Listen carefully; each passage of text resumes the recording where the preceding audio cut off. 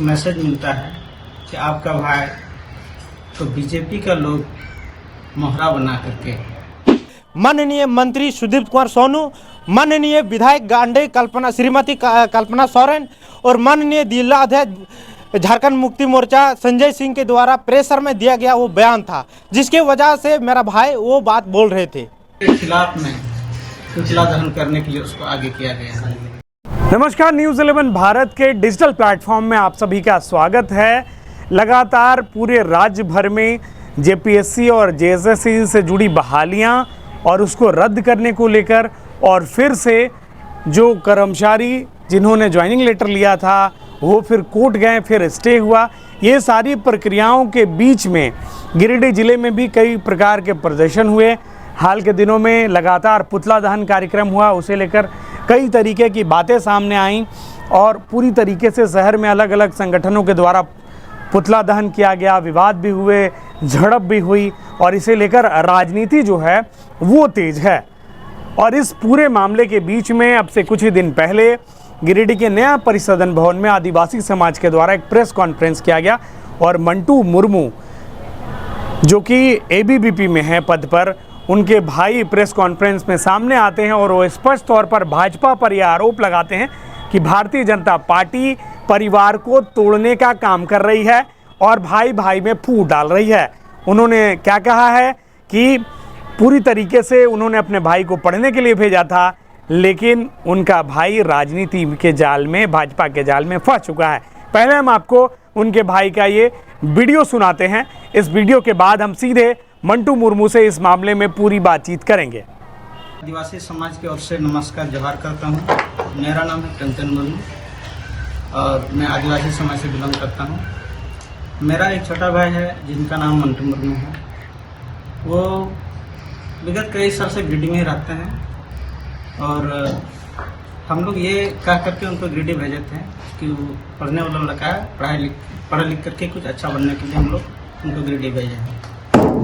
लेकिन सडनली कल परसों को हम लोग को एक मैसेज मिलता है कि आपका भाई तो बीजेपी का लोग मोहरा बना करके उसको मुख्यमंत्री, जो माननीय मुख्यमंत्री झारखंड सरकार के, झारखंड के माननीय हेमंत सोरेन जी, उसके खिलाफ में पुतला दहन करने के लिए उसको आगे किया गया है, जिससे परिवार में बहुत चिंता का स्थिति बना हुआ है।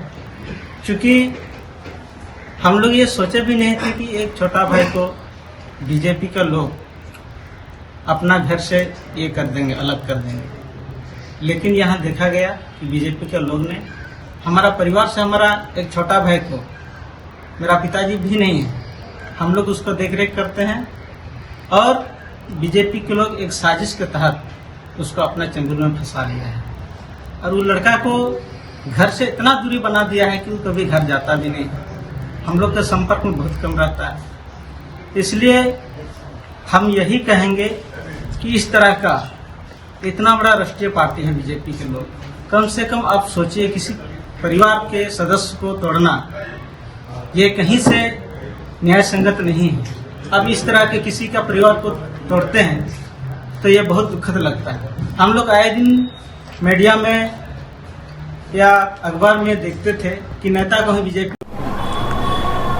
तो ये वीडियो में आपने साफ शब्दों में सुना कि किस तरीके से जो मंटू मुर्मू के भाई हैं उन्होंने आरोप लगाया है भारतीय जनता पार्टी के ऊपर परिवार को तोड़ने का। अब सीधे मंटू मुर्मू से बात करेंगे। आपके भाई कुछ दिन पहले आदिवासी संगठन के द्वारा प्रेस कॉन्फ्रेंस किया गया था, उसमें सामने आते हैं और आरोप लगाते हैं कि हमने अपने भाई को पढ़ने भेजा था, भाजपा आपका इस्तेमाल कर रही है। मैं सर्वप्रथम बता दूं कि वो आदिवासी समाज का प्रेस वार्ता नहीं था, वो झारखंड मुक्ति मोर्चा का प्रेस वार्ता था। और जहां तक आपने बोला कि आपका, मेरा भाई के द्वारा जो आरोप लगाया जा रहा है कि भारतीय जनता पार्टी के द्वारा हमको मोहरा बनाया जाता है, तो ये हम बता दें कि मेरा भाई का वो भाषा नहीं था। माननीय मंत्री सुदीप कुमार सोनू, माननीय विधायक गांडे श्रीमती कल्पना सोरेन और माननीय जिला अध्यक्ष झारखंड मुक्ति मोर्चा संजय सिंह के द्वारा प्रेशर में दिया गया वो बयान था, जिसके वजह से मेरा भाई वो बात बोल रहे थे। तो क्या वो बता रहे हैं कि परिवार की ओर से आपको पढ़ने भेजा गया था और आप पॉलिटिक्स में आ गए? हम बता दें, अखिल भारतीय विद्यार्थी परिषद 9 जुलाई 1949 को एक गैर राजनीतिक छात्र संगठन के रूप में भारत सरकार में रजिस्टर किया गया था और तब से राष्ट्र हित, छात्र हित और देश हित में कार्य करते आई है। और खाली कॉलेज कैंपस ही नहीं, सामाजिक क्षेत्र में अलग अलग जहां बढ़ भी आता है, कुछ भी देश में विपदा आती है तो सर्वप्रथम विद्यार्थी परिषद के कार्यकर्ता देश हित में कार्य करने का काम किया जाता है और कर भी रही है और भविष्य में भी करेगी। लगातार फोटो वीडियो वायरल किया गया कि पहले दिन आप आईसीयू में भर्ती हो जाते हैं, दूसरे दिन फिर मैदान पहुंच जाते हैं। नाटक किया जा रहा था आपके द्वारा झूठा बीमारी का। मैं बता दूं कि कुछ क्षणों के लिए हमको ऐसे लग रहा था कि मेरा दम घुट जाएगा, तो मेरा जो वहाँ उपस्थित छात्र छात्राएं थे उन्होंने हमको हॉस्पिटल ले गए और वहाँ एडमिट करवाया, वो भी आईसीयू में। आप लोग मीडिया के माध्यम से देख भी सकते हैं कि हमको आईसीयू में वहाँ एडमिट किया गया और दूसरा दिन हमको वहाँ से छुट्टी दिया गया। लेकिन यहाँ का जो गिरिडीह का यूथ था उसका बार बार आग्रह था कि भैया आप आएंगे तो हम लोग को बहुत मोटिवेट मिलेगा। उन्हीं का आग्रह पर हम दूसरा दिन आंदोलन में शामिल हुए थे। क्या कहेंगे इस पूरे आंदोलन को लेकर? अभी राज्य में चल रहा है, उसको किस तरीके से देखते हैं आप? आगे क्या विचार है? आप रहेंगे यहाँ पर कि चले जाएंगे कहीं?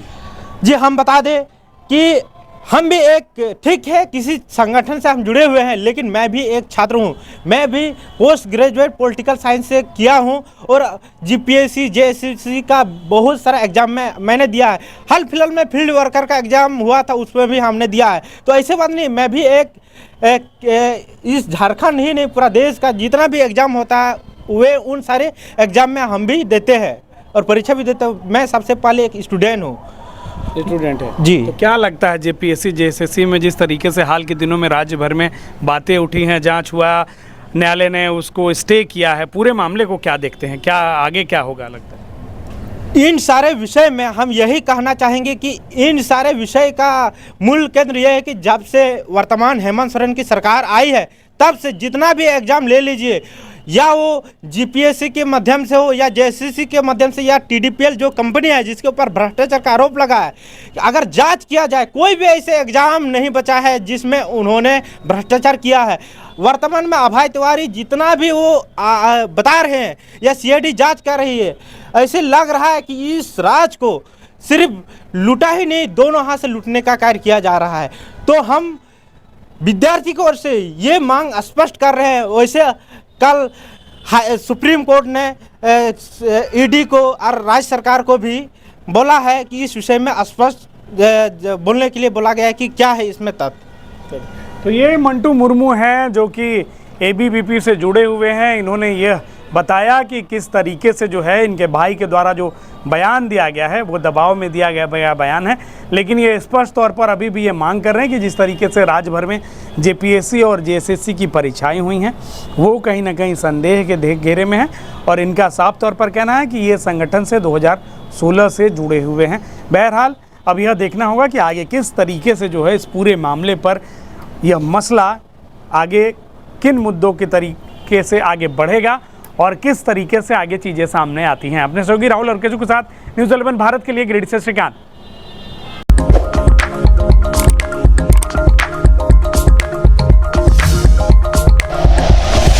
Like and share videos, subscribe करें हमारा चैनल और प्रेस करें बेल आइकॉन। न्यूज़ 11 भारत, सच है तो दिखेगा।